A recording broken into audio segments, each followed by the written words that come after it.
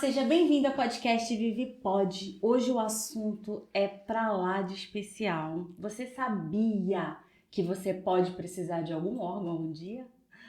Verdade. Hoje eu trouxe a Cris Caprini, que é a primeira transplantada mulher da América Latina. Isso tem apenas 1 ano e um pouquinho que ela fez. Foi em junho de 2022. Tem só 1 ano e 2, 3 meses, né, Cris? Que Foi dia você 27 fez. de julho. Tem muito pouco tempo e ela tá aqui para contar toda essa história, gente, uma história incrível que trouxe ela até aqui para falar com você a importância da doação de órgãos hoje a gente tá no Setembro Verde? Setembro Verde. Eu nem sabia que existia, tá, gente? A gente nunca sabe até precisar passar. Escuta aí pra você ver. Seja bem-vinda, Cris. Obrigada. Tô muito feliz que você tá aqui, que você topou essa história e tá contando pras pessoas da sua vida, abrindo. Você não fez isso ainda publicamente? Já fez? Desse jeito aqui não. Então, assim, vai ser muito legal, porque eu espero que essa informação chegue a muitas pessoas, não só do Brasil, mas do mundo, que possam alcançar essa história sua que você vai contar. Sim. Pode começar, amiga. Quer que eu comece por onde? Pode falar. Essa é a sua câmera, Cris. Você pode falar assim, meu nome é Cris, eu sou uma transplantada, e você vai falando aí, vai começando que a gente vai desenvolvendo. Oi, gente. Meu nome é Cris Caprini, sou a primeira mulher a ser transplantada coração e pulmão da América Latina. O que me trouxe ao transplante foi a hipertensão pulmonar. É uma doença rara. Geralmente, mulheres. É difícil o homem ter ela. Sim. Mas existe. Alguns homens, mas assim, de 10, 2. Sempre mulher, né, gente? E já tem uma explicação pra isso ou não? Então, Sabe? algumas pessoas têm por conta de trombose, aí sobe pro pulmão, dá uma embolia pulmonar. Algumas pessoas têm a idiopática, que foi o que aconteceu comigo, que em alguma fase da vida ela vai, aflorar, que geralmente é na puberdade ou na gravidez. São as mudanças bruscas hormonais. Ou se não, na menopausa. São as mudanças, interessante. Isso. E como o homem não tem essa mudança de hormônio, de nada disso, mais então estável. Dele é mais difícil acontecer com eles, entendeu? Loucura, Cris. Muito legal. Conta pra gente, você falou do começo, né, o porquê, mas conta pra gente quanto tempo já tem isso, como você começou a perceber isso, quando apareceu essa doença, antes da doença, como era a Cris? Sim. Antes da doença não tinha nada, né? Eu era perfeita, graças a Deus, não tinha... Nem resfriado eu pegava. Sim, forte. Não tinha. Era super saudável. E eu engravidei do meu primeiro filho, o Rafael. Foi tudo bem, tudo certo. Passou 1 ano, eu engravidei do Isaac. Que ia se chamar Levi. Sim. O Isaac ia se chamar Levi. Aí, com 3 meses, a gente descobriu que o Isaac ia ter síndrome de Down. Sim. E um problema no coração. Sim. Uma veia dele passava água, a que tinha que passar água passava sangue, a que tinha que passar sangue passava água, e ele tinha um CIV, que era um buraquinho no coração. Sim. Então aquilo tinha que tampar. Geralmente tampava, mas o tamanho dele ia precisar de uma cirurgia. Ok, passou. Com 6 meses, a gente descobriu um cisto no cérebro dele. 6 meses ele já tinha nascido ou dentro da barriga? Não, dentro da minha barriga ainda. Sim. Isso, ele já passava com uma cardiopata. Sim. Que era... Cardiopata não, desculpa. A cardiologista, que era a doutora Nathalie. A melhor aqui de São José, maravilhosa. Ela foi o meu anjo. Porque a gente foi descobrindo tudo o que ele teria através do tratamento dele. Sim. Aí a gente descobriu 2 cistos no cérebro dele. Foi o dia que caiu o mundo na minha cabeça. Imagina. Porque o Rafael tinha 1 ano. 1 ano e pouquinho. E aí você descobre que seu filho vai nascer numa dificuldade. Não era pra mim o problema. Mas, assim, como que a sociedade iria lidar com ele? É a primeira coisa que uma mãe atípica no momento pensa.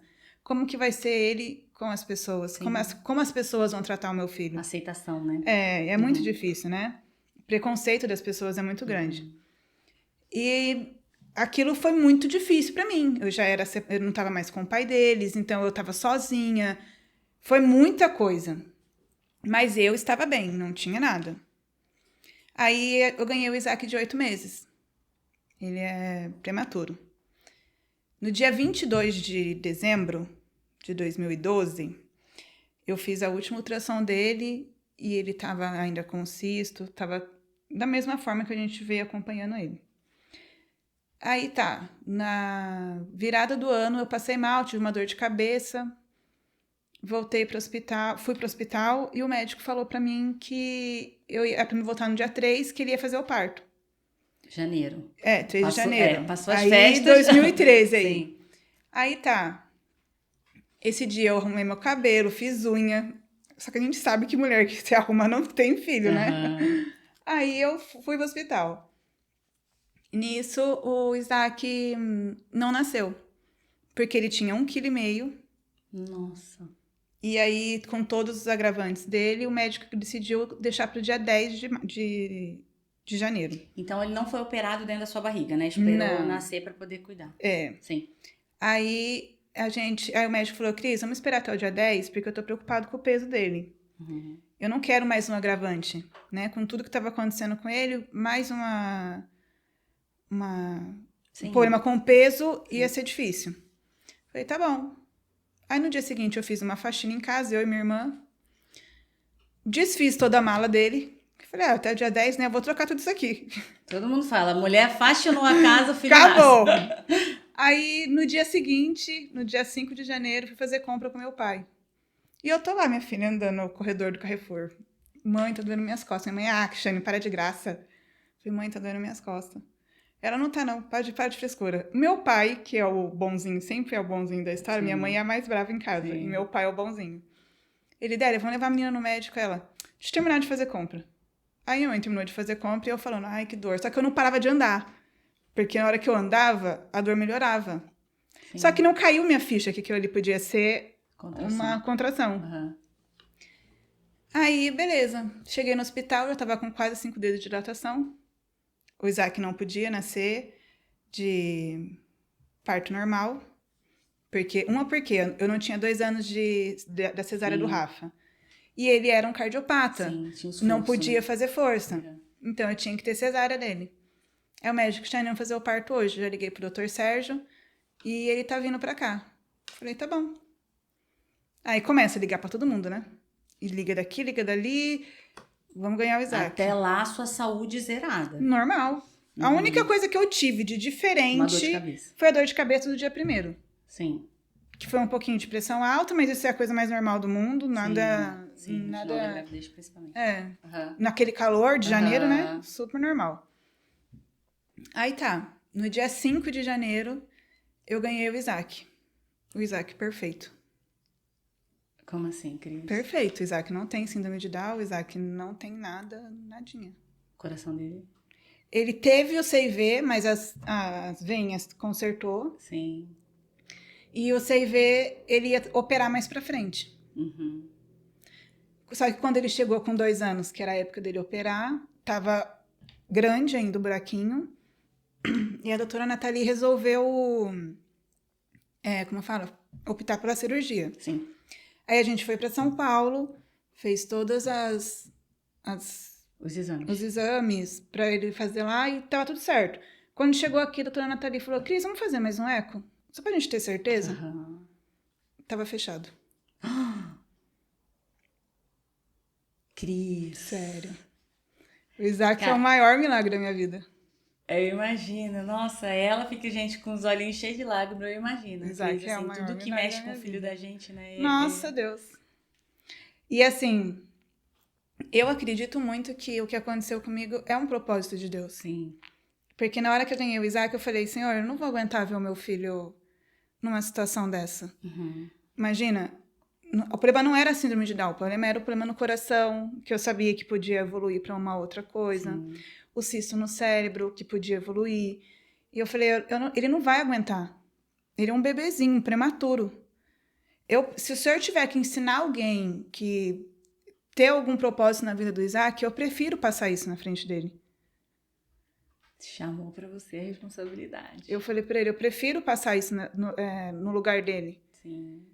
E tá, ok. Ganhei o Isaac, meu médico tirou ele da minha barriga e falou, Cristiane, ele tá perfeito. Falei, como assim, doutor? Gente, eu não chorei, eu não tive ação na hora. Aí ele não trouxe nem pra mim, ele levou direto pro pediatra pra ver como ele tava. Deu ok, na hora que ele chegou com o Isaac perto de mim, eu falei, nossa, gente, não é possível. Aí ele abriu o olhão assim, o olho azul, menina. Eu falei, meu Deus, não é possível que essa criança tá normal. Nasceu com toque celeste. Né? E um vermelhão aqui na testa. Aí, esses dias atrás, até tava vendo na internet que falam que é o beijo do anjo. Sim. Falei, com certeza, foi um beijo do anjo. Um beijão, né? É. Tá, aí depois que ele nasceu, tudo, e ele nasceu perfeito, depois de 2 anos ele fez a cirurgia? Não. Ah, não precisou Não fazer mais a precisou fazer cirurgia, cirurgia, o fechou o Isaac é buraquinho, intacto. perfeito. Perfeito. Menina, O Isaac nunca sensacional. internou, o Isaac nada. E depois disso, hoje ele tem 10 anos. Vai fazer 11 agora em janeiro. E a Cris nesse processo da Então, saúde? aí foi a hora. Fui pro quarto e aí eu comecei a ter hemorragia. Ah, sim, isso depois que teve o Isaac. Eu ganhei o Isaac e comecei a ter hemorragia. Já no hospital, nesse Já no mesmo hospital, dia. sim. Sim. E aí, da hemorragia, o médico falou, põe uma bolsa de gelo na barriga dela. Essa bolsa de gelo, provavelmente, não é uma coisa que, tipo assim, que é constatada, porque médico não vai pôr, né, o outro médico no problema. Sim, não vai assumir, não vai, nem vai entregar. Mas assim, essa bolsa de gelo coagulou alguma parte do sangue e esse sangue subiu pro meu pulmão. E eu tive uma embolia pulmonar. Beleza. Só que aí ninguém percebeu. Eu desmaiei, fiquei desacordada. Era por causa da hemorragia. Sim, me deixou fraca, eu tinha acabado de ganhar o neném, tá. No dia seguinte, eu fui tomar banho, caí no banheiro desmaiada. É o calor. Mas eu sentia um peso em cima do meu peito, que eu falava, a minha tia foi me visitar, eu falei, tia, parece que tem uma caixa em cima de mim. Uhum. Ela falou, o que tá acontecendo? Eu falei, não sei, eu não tô conseguindo respirar direito, tá doendo meu peito. Ela, mas que dor é essa? Eu falei, não sei, tinha uma dor lá dentro. Ela, mas será que não é leite? Eu falei, não é o peito, eu falei pra ela. É o peito lá dentro mesmo, o coração, sabe? Ela, será que você não tá nervosa, filha? Eu falei, não, tia, tá acontecendo alguma coisa. Reclamei pra enfermeira. Ela, não, Cristiane, tá tudo bem, é o calor. Tá bom. O Isaac ficou mais um dia a mais no hospital por conta dele ser prematuro e ele tava com um pouco de icterícia. Uhum. Aí a gente saiu do hospital no dia 8. Mas saiu tudo bem, tudo certo. Aí no corredor da Santa Casa, eu já, segurei naquele escorrimão que tem no corredor e falei, nossa, não tô conseguindo andar. Aí o pai dos meninos ainda falou, para de ser mole, que ele foi me buscar no médico. Aí eu falei pra ele, é sério? Tá estranho. A mulher sabe, né, Cris? Uhum. Aí ele falou pra mim, o que tá acontecendo? Eu falei, não sei, mas eu não tô conseguindo andar, tô cansada. Ele, aí tudo era por causa da hemorragia. Aí tá, beleza. Cheguei em casa, na casa da minha mãe tinha uma escada pra subir. Eu não consegui subir a escada. Falei, mas nossa, tá acontecendo alguma coisa, não tá normal. Porque a minha primeira gravidez eu fiz tudo normal. Sim. Normal, não tive problema nenhum. Aí, mas a minha mãe falou, Cris, mas nenhuma gravidez é igual a outra. Tá bom, vamos por essa lógica. Aí, e dali macarrão, e minha mãe fazendo beterraba por causa da bendita da hemorragia, e tá. Aí no dia 10 eu falei, mãe, eu não tô aguentando mais, eu acho que eu vou morrer. Passado quantos dias? Aí isso foi no dia 8, eu cheguei em casa no dia 8. No dia 10, eu falei pra minha mãe, mãe, eu não tô aguentando mais, eu vou morrer. Uhum. Ela, por quê? Eu falei, mãe, eu não aguento pegar o Isaac. O Isaac tinha... Detalhe, né? O Isaac do dia 22, do dia 3 ao dia 5, ele engordou 500 gramas. Ele nasceu com 2,1 kg. Rapidão. Uhum. Foi tudo... O Isaac foi um milagre de verdade, assim, do tava começo só no até o peito. fim. Na verdade, o Isaac não... Não, ele dentro da minha barriga ele engordou 600 gramas. Que era o peso que ele precisava para nascer. E não ficar internado por conta de peso. Que ia ser um agravante na situação dele, né? Aí Aí dia 10 te dia levaram 10, pro médico, minha né? mãe me Porque- levou no médico. Era na outra quinta-feira. Uma quinta-feira também. Aí a gente chegou no médico. Meu médico já na hora que me olhou, já falou, Cristiane, você tá branca. Aí eu falei, doutor, eu não tô aguentando. Aí eu já fui tomar 2 bolsas de sangue, 10 bolsas de plaqueta e dar exame pra descobrir o que estava acontecendo comigo. Aí descobriram. Aí passou o dia inteiro fazendo exame e nada de achar. Aí o médico intensivista pegou e falou que estava desconfiado de uma embolia pulmonar e tal. E há 10 anos atrás, essa doença quase não falava dela, né? Todo mundo assustou, porque iriam me levar para UTI. Aí a gente teve que pagar um exame, porque o convênio não cobria. Nessa época eu estava usando o convênio do meu pai. E aí o médico pegou e falou que constou, né, a embolia pulmonar, e eles iam ter que me levar para UTI. Aí foi aquele desespero. Aí depois daí o turbilhão de Foi um coisas foi desespero. uma em cima da outra. Sim. Aí foi essa de janeiro. Aí eu saí no final de janeiro. Depois eu tive uma outra em fevereiro. Outra? Outra embolia pulmonar. Sim. Aí eu tive outra em março. Aí o médico resolveu colocar um filtro de veia cava. Sim. Que ele fica aqui e aí faz uma peneirinha, sabe? Porque não sabia o que estava acontecendo. Aí eu passava com o Dr. José Cláudio e o Dr. Tavares, aqui em São José, 2 cardiologistas. Só que eles também não tinham o que me falar. Porque eu, mesmo com o filtro de veia cava, eu era internada todo mês. Sim. Com as mesmas crises de janeiro, de fevereiro e de março. Então, não era a embolia pulmonar. Porque se fosse embolia pulmonar, teria cessado por conta do filtro. E quem descobriu, Cris? Aí eu fui para São Paulo. Meu médico daqui me transferiu para lá, que ele era diretor do hospital lá. Arrumou um encaixe para mim. E aí eu fui para São Paulo. Aí eu comecei a passar com a doutora Luara, com a doutora Roberta e a doutora Jaque, que foram anjos na minha vida. Aí em outubro de 2013, eu comecei o tratamento com ela, o tratamento não, né? A descoberta com elas, porque antes delas me darem a certeza que era hipertensão pulmonar, faz um monte de bateria para saber de onde veio, por quê, qual é a causa e tudo mais. Porque a hipertensão pulmonar tem 3 fontes, né? É com a embolia pulmonar, idiopática e a genética. Aí tá, beleza. Quer explicar, Cris, as 3? Eu vou explicar. Tá. A minha, possivelmente, seria o atalho da embolia pulmonar. Mas a gente viu vários exames, fez vários exames, refez vários exames e não era. Meu pulmão era limpo pela embolia pulmonar, não deixou vestígio. Então, não seria por conta da embolia que me aconteceu isso. Na verdade, a médica acha que eu não tive embolia pulmonar. Que já era a hipertensão, que eu estava tendo uma crise de hipertensão, não uma embolia pulmonar. A segunda, que é a idiopática, que é a minha causa, é aquela que eu expliquei no começo, que é por uma virada de hormônio, Sim. que é na puberdade, ou na gestação, ou na menopausa. E a terceira é genética.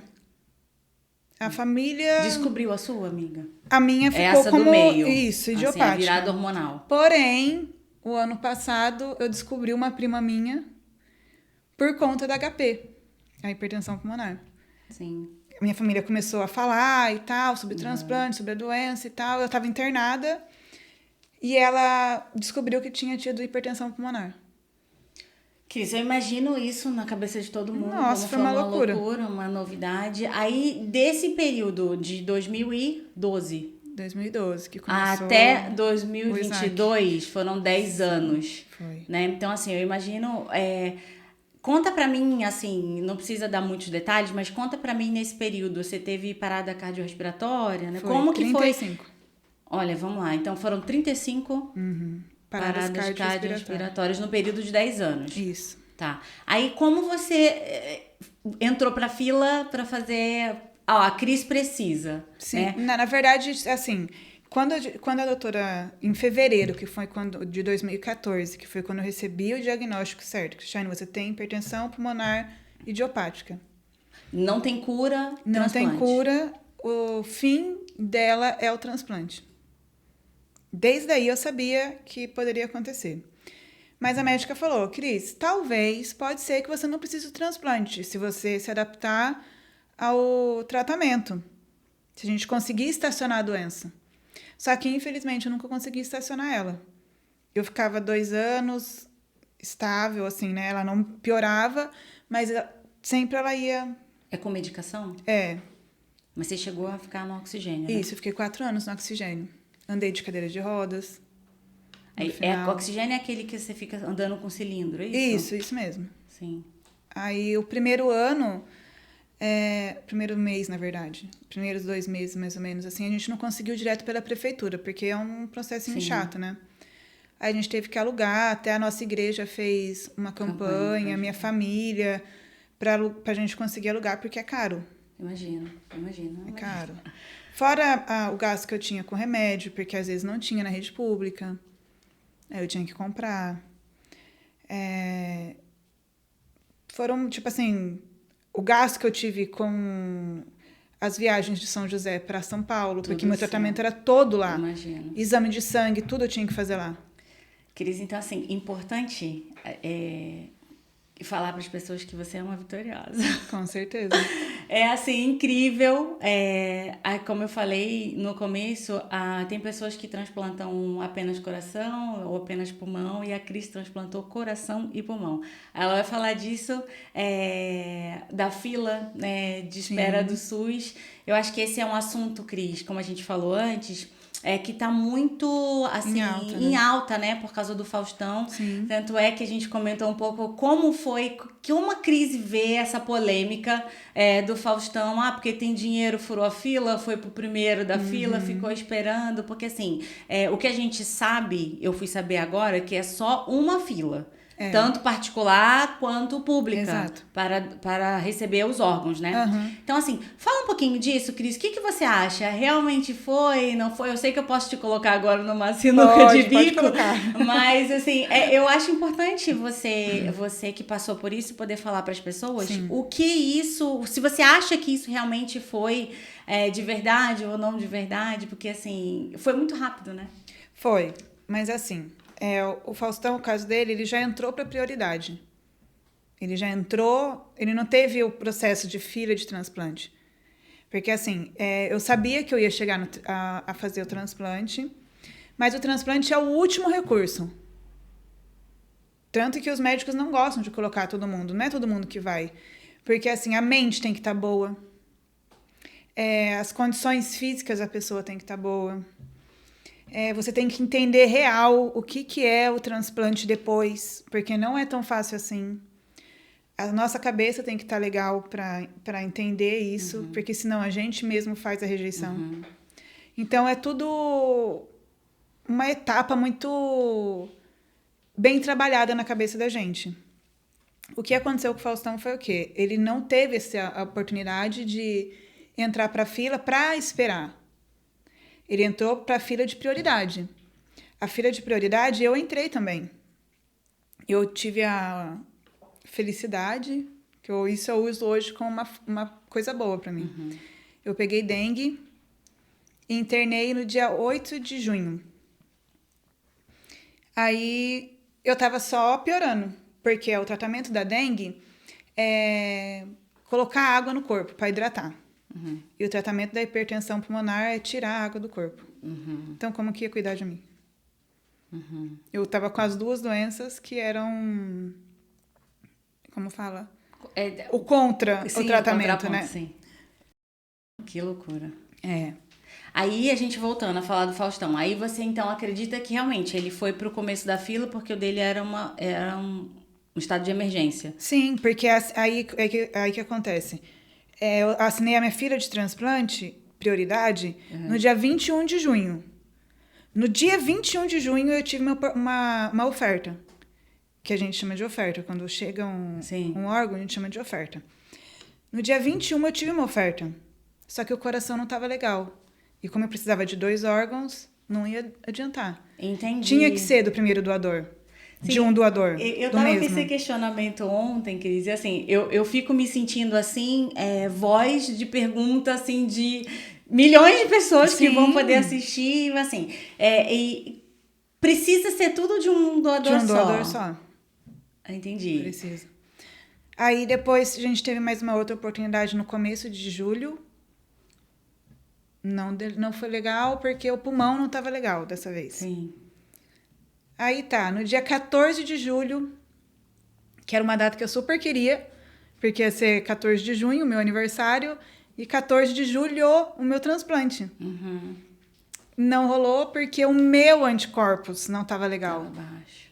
Não, ele estava muito alto e estava matando o anticorpos do doador. Então era certa a rejeição. Até isso, né? Tem que me É muito detalhe, gente, é muito detalhe. Eu imagino, que loucura. Se você tiver com gripe, se você tiver resfriado, se você tiver com uma diarreia, você não transplanta. Tá, não pode nem estar alto, nem estar baixo, não, você tem que estar no nível. E assim, o Faustão demorou uns dias, né? Uns 20 e poucos dias, um mês mais ou menos, para ser transplantado. Uhum. E a primeira pessoa que ia receber não foi apta para receber o coração que ele recebeu. Tá, porque a história que eu acompanhei foi que tinha uma pessoa, né, na prioridade acima dele, e depois seria ele, e a primeira pessoa rejeitou, né? Sim, acontece muito isso. Mas rejeita por questões, N questões também, né? Pode ser porque o que nem aconteceu comigo. Sim. O coração não cabia, porque tem essa também, tem Sim, o tamanho da caixa pessoa. torácica, sim. Tem o tamanho da pessoa, peso, tudo mais. Sim. Às vezes não ia caber nela. Questões mentais também, né, Cris? Você falou. Sim, se ela talvez estava um pouco... Sim, pra baixo, deprimida. Não estava legal, e aí é difícil a volta do transplante. Sim. Entendeu? Tá ótimo, É então eu acho que tá complicado. um pouco mais esclarecido, assim, até pra mim mesmo, mas assim, eu me coloco de novo, assim, eu abri caixinha de perguntas, gente, vocês sabem, no Instagram, com algumas perguntas de algumas pessoas, e assim, eu imagino como isso tenha sido um marco na sua vida, né, o antes do transplante e o depois. Eu tenho um filho de 12 anos que ontem eu comentei com ele a situação, e ele falou assim, mãe, posso fazer uma pergunta pra ela? Falei, lógico, aí que veio a ideia de eu abrir a caixinha de pergunta, porque imagina se a cabecinha dele quer, imagina outras pessoas, né? Então assim, ó, eu vou ler a pergunta que ele fez, ele falou assim, ó, como você se sente com o órgão de outra pessoa? Porque eu expliquei pra ele, filho, não foi córnea, não, que é um negócio talvez mais simples, um rim, mas foi um coração e um pulmão, né? Os órgãos vitais. Como que é, Cris? Existe isso? Não existe isso? Eu não sinto nada. Mas assim, no dia que eu acordei, a primeira coisa que eu fiz era colocar a mão, sabe? Me sentir. Falei, sou eu mesmo. Sim. E a primeira coisa que eu fiz foi lembrar dos meus filhos. E veio o mesmo sentimento que eu sempre tive. Porque eu também fiquei preocupada com isso. É normal, eu acho, né? Sim. Todo mundo... Lógico. Né? Meu Deus, trocar meu coração, vai trocar o meu pulmão, como é que vai ser? Mas é a mesma coisa. Sim. Não tem diferença. Respondido. Teve uma outra pessoa que perguntou, a pergunta Juliane, o nome dela. Quando você sentiu que Deus te falou, você vai ser curada e vai viver para contar isso para as outras pessoas? No começo era um pouco difícil de acreditar nisso. Porque eu recebi o diagnóstico, a doença não tem cura. Talvez você consiga chegar até o transplante, porque muita gente não consegue chegar. E eu falava... Consegue chegar, morre na fila. Sim. Ou nem chega aí pra fila. Sim. Infelizmente, é uma doença muito silenciosa. Quando você vê, já foi. Mas você foi uma guerreira, né, amiga? 35 parada cardiorrespiratória. A minha meta sempre foi os meus filhos. Sim, eu acredito Eu preciso nisso. criar eles. Sim, eu acredito nisso. E conta. E aí, eu sempre ouvi, né? Cris, você vai ser curada. Vai dar tudo certo, tal, não sei o quê. Só que dentro de mim, era como se uma voz me falasse, você vai ser curado. Sim. E eu sempre acreditei nisso. E eu sabia que eu ia passar pelo transplante. Sim. Era tipo, todo mundo falava, Cris, você não vai nem precisar do transplante, você vai ver, Deus vai te curar. Eu falava, não, gente, O transplante é um milagre. O transplante Sim, é a cura. sim. Então, eu conheço pessoas que falam assim, não, Deus vai me curar. Eu falei, gente, Deus deu a sabedoria Deu a pra ciência para ciência. isso, exato. Exato. E tá tão avançado, eu acho tão... Exatamente. Antes de mim, e antes do Daniel, que foi o primeiro transplantado mesmo, teve essa cirurgia outras vezes, só que não foi bem sucedida. Então, eles pararam e aí foram para fora do Brasil, para o Canadá. Sim. Pegaram Evoluir as técnicas. as técnicas deles, embutiram na do Brasil e deu tudo certo. Aí fez a do Daniel. O Daniel ficou super bem, graças a Deus também. Infelizmente, ele não está mais aqui por conta de outros problemas. Ele teve um AVC, mas não tem nada a ver com transplante. Ele fez em março, eu fiz em julho, e aí depois de mim veio a Gláucia. Então, são 3 pessoas. 3 pessoas. Apenas. Eu, Dani, e agora viva eu e a Gláucia, graças a Deus. Sensacional. Amiga, vamos para mais uma pergunta? Bora. A pergunta da Kellys. Ela perguntou assim, como foi o pós-operatório imediato? Quanto tempo você ficou entubada? Estou com a indicação do mesmo transplante cardiopulmonar. Dói, viu? Nossa, não tem como falar que não dói. A gente usa uma bomba de PCD, que é um fiozinho bem fino, parece até um fio de cabelo, que ele entra numa medula da gente, nas costas, né? E aí, todas as vezes que você sentir uma dor muito forte, você aperta um botãozinho e a bombinha Injeta. manda a medicação direto para a dor. Nem isso daí cessou um pouco. O começo é bem difícil. Imagina. Mas eu imagino também que você faria tudo de novo, né? Com Pra certeza. poder tá aqui. Com certeza. Sim. Com certeza. E foi assim, era 2 drenos de cada lado Sim. na costela para chegar no pulmão. Então, o que doía era o dreno. Não era a cirurgia. Porque o corte não senti nada. Estava anestesiada. Fiquei, eu acho que quase um mês sem sentir a barriga. O peito aqui, assim, Sim. não sentia nada. Hoje voltou. Então, ali, normal. Aí, só que o dreno doía muito. Era insuportável. Sim. Eu fiquei com essa dor 8 dias. Que foi até tirar todo o dreno. Mas em nenhum momento, né, Cris, você pensou em desistir? Não. E todo mundo que me pergunta sobre o transplante, eu super indico. Mas, não, vale a pena. Vale muito a pena. É uma chance, né? Com certeza, porque a gente se vê numa situação que não tem mais o que você fazer.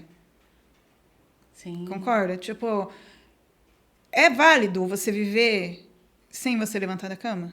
Sim. É válido você não conseguir tomar um banho? Porque era assim, meu filho tinha que me dar banho. Minha mãe tinha que me dar banho. E super jovem, né, Cris? Então, e assim, muitas das vezes as pessoas olhavam pra mim e falavam, é frescura dela. Quantas vezes eu já não vi isso? Sim. Cris, para de graça. Sim. A amiga tem que ter uma Quando mente eu ia... boa, né? Pra poder se controlar. Aí, quando eu ia internada, que eu já chegava lá com 2, 3 paradas cardíacas já. Isso antes Antes do transplante. Sim. Conta pra mim, Cris, depois do transplante, aí teve todo esse pedaço, assim, de recuperação, né, da cirurgia, de se adaptar novamente e tudo, mas assim, depois que passou isso, eu imagino que tenha durado o quê? Um mês? Mais? Aí você pode falar melhor. Ó, eu saí da UTI com 5 dias. Esses dias até ouvi uma menina falando e eu falei, cara, é incrível como é que as pessoas que estão dentro do transplante não estão informadas. Sim. Porque é tudo o corpo de cada um. Sim. Eu conheci uma menina, uma mulher já, né? Ela tem 2 filhos, casada e tudo, a Rosana. Ela ficou 7 meses internada depois do transplante. E ela transplantou o pulmão. Só o pulmão. Eu transplantei pulmão e coração Sim. e eu saí do hospital com 16 dias. Sim. É o corpo, é a sua mente, é Sim. a maneira que você tá aceitando tudo aquilo, entendeu? Sim. É um conjunto, né? Realmente tem que estar em equilíbrio mente, corpo e espírito. Cara, é sensacional. Mas você tem alguma pergunta? Se você tiver, depois você vai, pensa e me fala, porque eu imagino que seja curiosidade de muitas pessoas. Amiga, depois disso, A cicatriz é aquela que vem daqui até o final da barriga? Porque eu Não. imagino que assim, o pulmão tem o quê? Acho que uns 20 centímetros, né? Por aí. Eu imagino que como abre, como é. Explica aí pro pessoal como é a Então, cirurgia antigamente, cicatriz. as primeiras cirurgias que não deram certo era tipo uma cruz. Vinha daqui até o umbigo e a lateral debaixo do peito. Uhum. Aí eles resolveram não fazer mais assim, porque estava tendo muita infecção. É muito grande, muito aberta, Sim. né? E aí resolveram fazer só debaixo do peito, que é a original do só pulmão. Aí eles puxam Puxa pra baixo, puxa para pra cima. baixo e puxa para cima e bora lá trocar. Não. Gente, ela fala tão simples que eu chego e fico desesperado. Aí, puxa e bota, troca o coração e o pulmão tudo de uma vez só. Não, primeiro troca o coração, aí para, né, tudo, e a gente fica funcionando como uma máquina. Sim. A máquina vai fazendo a vez do coração. Tira o meu coração e coloca o outro. Depois é a vez do pulmão. Então, tudo que tá antes do pulmão, tira tudo. Nossa, amiga. E quanto tempo dura? Então, era para ser 16 horas. A minha cirurgia durou 8 horas. Muito rápido. Muito rápido. Metade do tempo. Eu não tive nenhuma intercorrência. Foi uma cirurgia lisa, graças a Deus. Gente, quem vê ela falando assim, acha que ela... Mas, né? foi, o pior é que foi, muito tranquilo. Cara, eu conheci a Cris, gente, de um jeito muito assim... a gente é de São José dos Campos, né? E eu conheci a Cris, assim, ano passado... A irmã dela... Você teve que ir ao hospital? Tive. Então, ano passado, a irmã dela entrou em contato comigo, que eu alugo karaokê aqui na cidade. Pra quem não sabe, já fica sabendo. Aí, ela me entrou em contato comigo me explicando. Vi, porque eu queria alugar o karaokê pra chamar os médicos, os enfermeiros, pra gente fazer uma festa, porque a Cris vai sair do hospital, isso e aquilo. Aí depois, logo de um tempo, ela me ligou, Vi, vou ter que cancelar porque a Cris teve que voltar, porque teve água no pulmão. Isso, eu tive Me fala água na pleura. Eu tomei durante 10 anos furosemida, que era um dos remédios do meu tratamento da hipertensão pulmonar. Uhum. E tirar o furosemida acabou me dando líquido do corpo. Uhum. Porque meu coração ainda não estava tão acostumado, né? A bater como ele teria que bater certinho para funcionar tudo. Uhum. Meu corpo ainda não estava acostumado com os 2 órgãos que eu tinha recebido. E aí, ele juntou uma aguinha na pele do pulmão. Sim, que a gente tem o pulmão e tem uma outra pelinha por cima. Isso. Uhum. E ali, entre as duas, eu juntou uma aguinha ali. Então, eu tive que ir pro hospital para tirar ela. Que deu uma falta de arzinha, né? Isso. E aí, foi tudo certo. Sim. Rapidinho. Hoje você toma remédios, Cris? Como que é isso? Tomo ainda. Pra sempre, não? 4 deles vai ser pra sempre. Sim. Hoje eu tô tomando 14. E eles servem pra quê? Os 4? Os 4 principais é pra segurar o órgão dentro de mim. São os imunossupressores. Pra não dar rejeição? Isso. Isso aí é uma coisa pro resto da vida. O SUS custeia esses? Esse sim. Tem alguns outros dos 14 que eu tenho que comprar. Mas é vitamina, que a gente tem perca de massa óssea, perca de massa magra no corpo. Ser transplantado não é assim. Sim. Né? Nossa! Não. Sim. Mas é e uma quando eu transplantei, assim, minha família deu uma sofrida. Porque meu humor tava péssimo. Eu imagino, né? Os hormônios, péssimo. Né? Um dos remédios, que é os imunossupressores, ele faz isso com a gente. Ele te deixa super chata. Isso, todos os meus amigos de transplante passaram por isso. E você tem uma cadeia, né? Umas pessoas que você conversa sobre isso. Sim. Vocês se comunicam, eu imagino que Tem a Lê, e ela transplantou o coração. Sim. E a gente se conheceu, assim, num dia super incrível. Foi muito engraçado nossa história. Porque ela me conheceu no dia que eu desentubei. E aí ela tava de frente comigo na UTI. Uhum. Aí ela começou a querer me perguntar e tal, e eu não conseguia falar com ela direito, porque a minha voz estava muito baixa. Sim. E aí ela, ai meu Deus, eu queria saber, né? E eu tentando me comunicar com ela, mas a gente consegui tirar algumas dúvidas que ela tinha. Que é sempre, o que você sente agora? Você lembra da sua família? É sempre essas perguntas. Sim. E aí, quando chegou a vez dela transplantar, que foi esse ano, no dia do aniversário do meu filho, dia 27 de abril, e eu também transplantei no dia 27, só que de julho. E ela ficou no mesmo quarto que eu. 247. Foi tudo isso em São Paulo. 274, desculpa. E ela ficou no mesmo quarto, na mesma cama que eu. E aí, lá no hospital, no Albert Einstein, todo mundo me chama de Mulher Maravilha. E ela falava, eu tô no quarto da Mulher Maravilha, que tal, não sei o quê. E depois, quando ela saiu, ela voltou pro mesmo quarto que eu fiquei também. Então, a gente fez uma amizade muito, muito legal. Forte, né? Imagino que são laços. Cris, como que você se sente, assim? Porque é uma honra, né? Poder receber. É triste para outra família, mas de uma certa forma é um abençoador, né? Para você e a outra família também poder liberar os órgãos, né, da pessoa. Me fala aí sobre a doação de órgãos. Como isso funciona? O que você acha?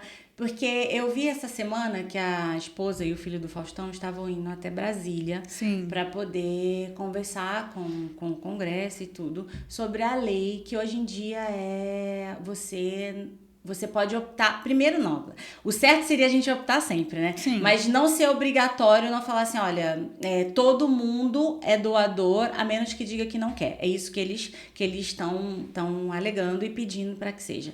Eu acho isso excelente. Mas, assim, vendo os fóruns de conversa sobre isso essa semana, eu vi algumas pessoas preocupadas, principalmente porque, assim, existem, né, corrupção em todas as áreas. Eu imagino que isso possa facilitar algumas coisas.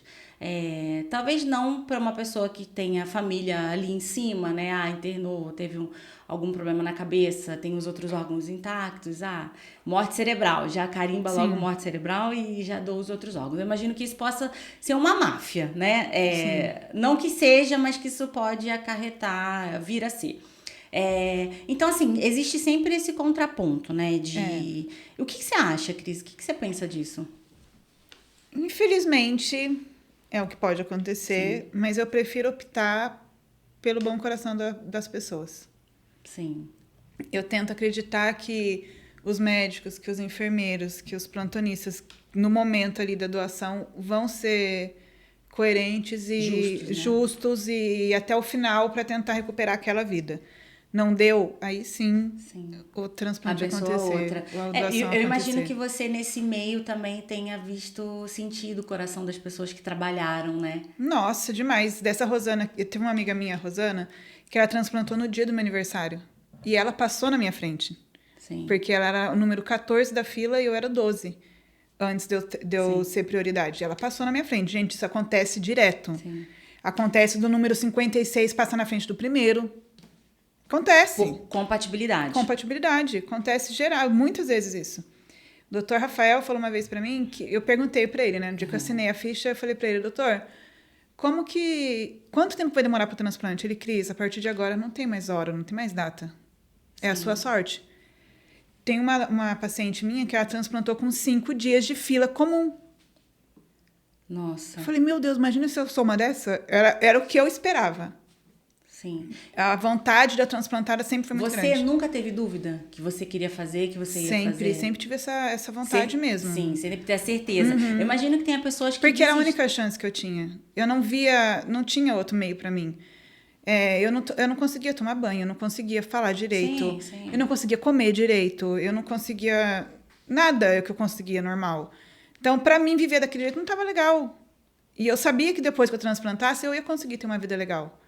Sim. Entendeu? Mesmo, né, com algumas restrições. Na verdade, as restrições que a gente tem é o quê? Comida, que eu não posso comer comida crua. Japonês, esquece. Sim. Uma carne crua, esquece. Churrasco com aquela mal passado, esquece. Mas isso por quê? Mas isso aí por conta de bactéria. Ah. A gente tem sempre que ficar de olho nisso. Eu não posso comer comida amanhecida. Eu inventei de comer um McDonald's e tive a pior das viroses da minha vida. Nossa. Então, assim, eu tenho que me equilibrar e entender que não dá pra mim fazer isso. Então, Como que foi? A gente já está caminhando para o fim, mas assim, eu preciso que você deixe uma mensagem para as pessoas sobre essa situação de sentir que você estava saudável e do nada aconteceu isso. Eu imagino que a vida seja muito fininha, né? Nossa, é um papel. E eu imagino assim que a gente não tá nunca imagina que a gente possa estar numa situação dessa, né? Sim. Então, eu acho importante, eu sempre falo para as pessoas que me rodeiam, eu falo assim, gente, para mim, pode doar qualquer, se precisar unha, pele, o que precisar, pode doar. Mas eu imagino que tenha gente que tenha preocupação disso, né? Sim, tem algumas religiões que não pode, algumas pessoas mesmo não aceitam. Nosso país é um país muito cheio de fé, né? Sim. Então, assim, muitas pessoas acreditam que pode acontecer, um milagre acontecer. Porque tem várias pessoas que demoram para acordar do coma, que demoram para acordar. Sim, mas o milagre que a pessoa espera é só que Deus venha e cure, Exato. não que cure através da medicina. Exato, né? Entendeu? Então, assim, Deus cura através dos médicos. Exatamente por isso que ele fez os médicos. Sim. Deus cura através das enfermeiras, porque foi exatamente por isso que ele fez elas. Eu tive as melhores enfermeiras, amo elas todas. Sim. Viraram minha família. Os mesmos médicos que me transplantaram Faustão. Dentro do Einstein não tem diferença. Sim. A gente é tratado ali normal. Sim. Tem um rapaz lá... Mesmo porque a doença é doença, né, amiga? Exatamente. O hospital, de verdade, não tô falando isso por puxa-saquismo, não. Mas o Einstein, ele é todo mundo igual ali, realmente. Desde quem é... As pessoas que entram lá dentro são tratadas todas iguais. Que os ricos, que os pobres, normal. Sim. É porque lá faz operação de presidentes, ministros e qualquer coisa a gente... Cantores, atrizes. Sim, eu imagino. E assim, é bom você falar isso, sabe? Porque a gente nunca acha que é isso. A gente sempre acha o pior dessa situação. Inclusive, um amigo meu foi me visitar e ele falou pra mim, querida, eu tô até tranquilo de saber que é verdade o que você fala. Sim. Porque eu falava pra ele, gente, aqui é de boa, é tranquilo. Eu como super bem, eu comia salmão. Shopping. Minha filha. E era tipo assim, a mesa era muito bem posta, era tudo arrumadinho, sabe? E aí você olhava e você falava... Quem pagou pela sua cirurgia, Cris? O SUS. Tudo foi o SUS. Não tive gasto nenhum com o médico. Dá um salve pro SUS aí. Eu vou te falar, eu acho que o SUS ele funciona muito bem. E assim, tem alguns países até que tem um sistema único de saúde. Tipo, eu morei no Reino Unido e lá também é assim. E até antes de sair da comunidade europeia, muita gente saía dos seus países ali ao redor, né? Na Europa e ia tratar lá na Inglaterra porque era de graça. Porque muitos países não têm esse... O que eu acho... que é um pouco devagar no SUS, é até você descobrir a doença. Sim. A partir do momento que você descobriu... Anda. Que eu acho, é nisso que eu acho que o governo tinha que arrumar. O descobrir. Porque o problema do descobrir, do chegar lá, Sim. que é onde gera muito... Sim. Às vezes as pessoas não aguentam. Sim. Piora, e aí não dá para salvar. Eu gosto muito da medicina integrativa, sabe? Que é essa medicina que olha para você antes de você ter a doença, antes de acontecer, tenta olhar, antecipar, né? Para poder fazer reposição de N nutrientes, de vitaminas, enfim. Então, eu acho que isso é legal você falar, porque super. o SUS realmente funciona. Eu aqui na cidade de São José, eu já tive convênio médico há muitos anos, hoje eu uso o SUS. E eu vou te falar. Eu sou do SUS. É mais rápido. Eu sou a maior fã do SUS. Esses dias eu fui fazer mamografia. E mamografia, aí já fez ultrassonografia, já passou outro. Tudo assim. Menos de um mês eles fizeram um check-up dos 40, assim. Sim, é preciso. Eu acho que. Na verdade, o que aconteceu com o Faustão foi uma coisa chata pra ele? Foi, mas serviu pra muita gente abrir a cabeça. Sim. Sabe? Ter o olhar. Ter o olhar pra olhar pro transplante. Porque ele é um cara que tem muita visão. Aliás, é muito visto, né? Sim. É famoso e tudo. Então, gerou uma polêmica. Né? E aí acabou dando voz para as pessoas que são anônimas, como eu e várias outras pessoas. Sim. Né? No Albert Einstein tem um rapaz que mora no hospital há 2 anos, gente. Sim. Ele tá esperando 5 órgãos. Nunca ninguém foi lá perguntar. Nada, ele órgãos. faz várias entrevistas direto Legal, sobre depois isso. a gente deixa o arroba dele. Cris, são 5 órgãos e é tudo de uma pessoa só. Tudo de uma pessoa só. O Luiz é um guerreiro. Maravilhoso ele. A Caiene, uma amiga minha, transplantou o pulmão, só que aí o coração dela não estava legal e o rim dela não estava trabalhando da hora, e aí acabou que ela teve depois que transplantar o rim também. Gente, é cada história que você vê ali dentro. Imagina, sabe? dá pra escrever um livro, né? Dá. Ô, Crisiana, eu nem sei como anda a sua rede social, mas, gente, eu acho muito interessante. A maioria das pessoas que tem lá é já voltada para isso. Fala sobre isso, eu acho que O que eu recebo assim de mensagem: Cris, você me inspirou. Cris, nossa, graças a Deus você conseguiu. Eu tô muito feliz porque eu também tô nessa. E aí eu tô vendo você bem, tô vendo você... tô vendo que você conseguiu, você pôde fazer isso, né? Sim. É a história do podcast, lembra? Exato. Eu fiz o convite pra Cris, e eu falei, Cris, é importante a gente falar que a Cris pode, você que tá em casa pode, eu pode, não somente sair vitorioso, mas pode acontecer isso com a gente. Claro. Eu posso precisar, claro. né? Eu pode precisar, Sim. Cris, entendeu? Então, assim, se todo mundo se colocasse sabendo que pode precisar, eu acho que haveriam mais pessoas dispostas a doarem, né? Os seus órgãos. Cris, a gente vai terminar, mas eu gostaria que você deixasse uma mensagem de incentivo para as pessoas. Você pode olhar para a câmera, que esse olho bonito que você tem. Obrigada. E mostrar para as pessoas, assim, falar um pouco, um incentivo mesmo para elas de doar, para que elas entendam. Porque como eu também não tinha esse olhar para isso, para as outras pessoas poderem entender também que pode acontecer com elas, que a vida é fininha, eu falo fininha, mas você me entende, né? Frágil, Sim, né? super Muito frágil. delicada. E a gente tá aqui hoje. Eu teve um podcast que eu gravei com a minha médica também, ela falando. Ela falou assim: Vi, as pessoas estão aqui, mas amanhã elas não podem estar.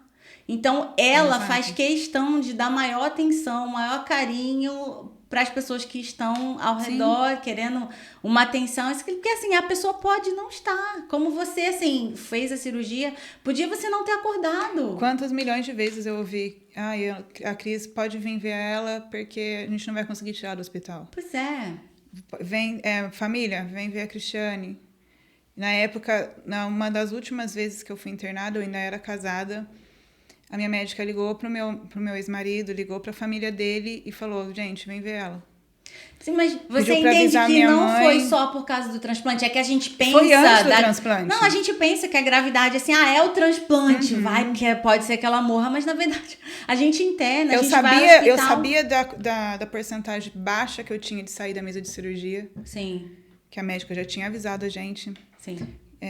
Eu sabia que eu poderia demorar para andar, que eu poderia ter que aprender a falar de novo. Como a Mariana, uma amiga minha que transplantou o fígado, ela teve que aprender a falar, ela teve que aprender a andar. E o que tem a ver, né? Uma coisa com a outra, exatamente. Cris, mas é o que você falou, é verdade. A gente tava conversando sobre isso antes. É muito. Você pode internar para fazer um transplante e não sair. Você pode, infelizmente, você pode acontece. atravessar a rua e você pode morrer. Então, assim, a vida é muito frágil. Sim. Né? De qualquer sentido. E assim, você é uma guerreira. Obrigada. Eu vou te falar, você é uma guerreira. Obrigada. E não é à toa que eles te chamam de Mulher Maravilha no Albert Einstein. E com certeza você lá tem o seu selo, né? Não vão te esquecer por décadas. E fala isso um pouquinho para as pessoas que estão esperando na fila. Fala um pouquinho para as pessoas que estão passando por isso sem saber se vão conseguir, né? Como como é que é o nome dela? A Kellys, né? Que colocou, que está esperando para ser transplantada também cardiopulmonar. E fala também pra gente que não sabe da importância de doar o órgão. Assim, não precisa demorar, porque eu sei... Você é tímida, né, amiga? Um pouquinho. Mas pode falar um pouquinho só para as pessoas terem essa noção e a gente já termina. Tá bom. Para quem tá na fila, vale muito a pena a gente esperar, vale muito a pena a gente lutar pelos sonhos que a gente tem. A doença faz a gente parar todos eles, mas vale a pena a gente continuar sonhando, porque quando o transplante chega, a gente consegue chegar no ponto final que a gente quer. Para quem não entende muito bem sobre o transplante, a minha vida hoje, o propósito dela é sempre falar disso. Acho muito importante a gente doar, acho muito importante a gente, não só os órgãos, se doar mesmo. Se doar mais para o seu amigo, se doar mais para sua família, se doar mais para as pessoas que você tem à sua volta. E quando você chega numa situação que, infelizmente, você não vai ter mais a sua vida, o que você vai fazer com isso? O gesto mais bonito que a gente tem como ser humano é esse ato de doar. É um ato muito grande, é um ato de muita coragem, você se abdicar do que é seu, do que foi a sua maior riqueza na vida, que é a sua vida. Né? Ou você abdicar da vida do seu filho, ou de alguém da sua família, independente de quem seja. É uma forma de fazer a pessoa ainda continuar vivendo. Né? A vida não é uma só, a vida ela continua. O nosso momento é esse aqui. Mas ela pode continuar na vida de outras pessoas. E isso eu acho que vale muito a pena. Que maravilha. Eu tenho uma frase que eu uso, eu falo assim, daqui a gente só leva a vida que leva, né? Exato. O amor, a gente não leva nada.